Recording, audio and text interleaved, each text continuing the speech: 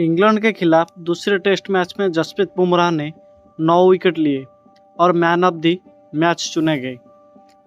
दोस्तों, करीब 1.5 महीने पहले साउथ अफ्रीका के प्रिटोरिया शहर में जसप्रीत बुमराह अपने कप्तान रोहित शर्मा के साथ सोफे पर बैठकर टीम बस का इंतजार कर रहे थे।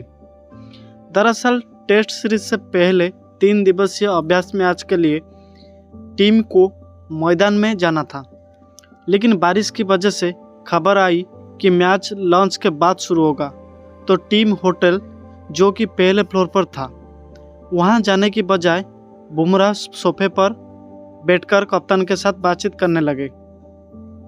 ये लेखक भी वहां मौजूद थे और टकटकी लगाकर इन दोनों दिग्गज को देख रहे थे। तभी रोहित की नज़र मुझ पर पड़ी।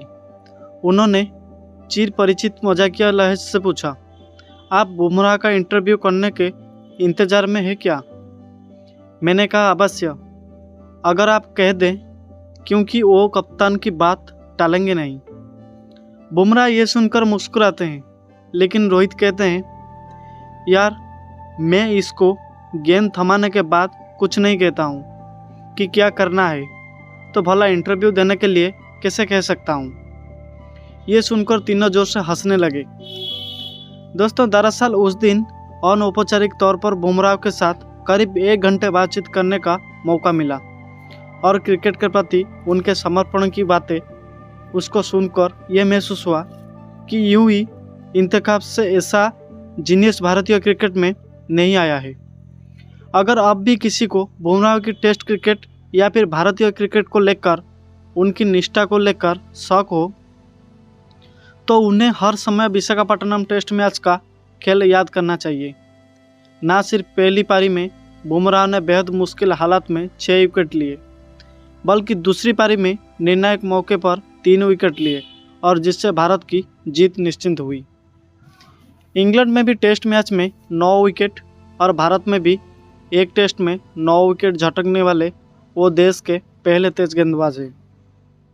भारतीय पिच पर टेस्ट मैच में जहां तेज गेंदबाज को अब भी गिनती के ओवर सिर्फ इसीलिए थमाए जाते हैं ताकि स्पिनर्स को जल्द से जल्द हमला करने का मौका मिले। वैसे में गुजरात के इस तेज गेंदबाज का मैन ऑफ द मैच होना अपने आप में एक बहुत बड़ी उपलब्धि है। इसी मैच के दौरान बुमराह भारत की तरफ से एक तेज गेंदबाज के तौर पर सबसे तेजी से 150 विकेट हासिल करने वाली खिलाड़ी बने। एशिया में सिर्फ वकार यूनिस जैसे दिग्गज ही उनसे इस सूची में आगे हैं। पहली पारी में ओली पॉप को बुमराह ने जिस हैरत अंग्रेज तरीके से अपने स्पिनिंग पार्कर से याकर से पूरी तरह से परास्त किया था, उससे न सिर्फ खेल प्रेमियों को बल्कि खुद पाकिस्तानी दिग्गज को भी अपने पराक्रम के दौरे की याद ताज़ा हो गई। दरअसल 0-1 से सीरीज में पिछड़ने वाली टीम इंडिया के लिए दूसरे टेस्ट में मैच 106 रन के बड़े अंतर से जीत कई मायनों में यादगार रखती है। जीत का अंत भले ही सुनने में इतना बड़ा अभी लग रहा है, लेकिन मैच के चौथे दिन इंग्लैंड ने जिस अंदाज में शुरुआत की, उससे ऐसा लगा कि उनके तेज गेंदबाज जेम्स एंडरसन की बातें बिल्कुल सही थी। दूसरे टेस्ट में जीत हासिल करने के बाद जश्न मनाते हैं भारतीय खिलाड़ी।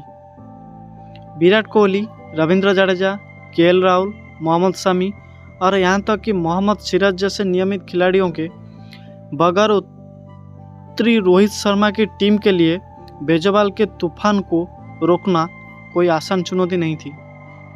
ब्रेंडन मैकलम जब से इंग्लैंड के कोच बने हैं, तब से लक्ष्य का पीछा करते हुए 11 मैच में उनकी टीम के ये सिर्फ तीसरी हार है। हार के बावजूद इंग्लैंड ने चौथी पारी में 292 रन बनाए, जो कि आखिरी बार भारतीय जमीन पर लक्ष्य का पीछा करते हुए टेस्ट मैच जीतने वाली कैरिबियाई टीम के 276 रन से बड़ा स्कोर है। इसी मैच के दौरान इंग्लैंड के पूर्व कप्तान माइकल एथरटन ने इंग्लैंड की अखबार द टाइम्स में अपने एक कलम में लिखा, भारतीय समर्थकों की भावनाओं को देखकर ऐसा लगता है कि वो हर हाल में चाहते हैं कि बेंजबाल का दर्शन भारत में नाकाम हो। भारत के लिए दूसरे टेस्ट की पहली पारी में यशस्वी जायसवाल ने दोहरा शतक जमाया।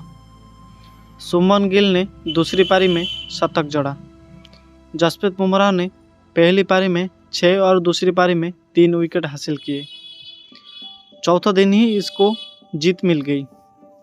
हैदराबाद में इंग्लैंड ने पहले 2 दिन पिछड़ने के बाद नाटकीय अंदाज में वापसी करते हुए मैच 28 रन से जीता था, लेकिन दूसरे टेस्ट मैच में पहले 2 दिनों कम बेस उसी अंदाज में पिछड़ने के बाद उन्होंने तीसरे दिन वापसी को जोरदार कोशिश की, लेकिन पहले रविचंद्रन अश्विन और उसके बाद बुमराह ने चौथे दिन मैच को तीसरी शरण भी जाने नहीं दिया और सीरीज में मेजबान की 1/1 से बराबरी करा दी। लेकिन इतना तय है कि बचे हुए 3 टेस्ट मैच में रोहित शर्मा और उनके साथियों के लिए बेजबाल की चुनौती उन्हें तानिक भी सहज होने का मौका नहीं देगी। चलते चलते बुमराह में पूछा कि एक सवाल, आप वाकई में बात क्यों नहीं करना चाहते हैं मीडिया से? बुमराह से पूछा। वो कहते हैं, भाई साहब क्या बात करूं, कहने को नया क्या है, बस खेलते जाना है और आप लोगों के पास लिखने कहने का काफ़ी कुछ मिल ही जाता है। दोस्तों, इंग्लैंड के खिलाफ बुमराह ने अपने शानदार खेल से ये दिखाया है कि आने वाले कई सालों तक उनके इस यादगार खेल के बारे में काफ़ी कुछ कहा और लिखा जाएगा।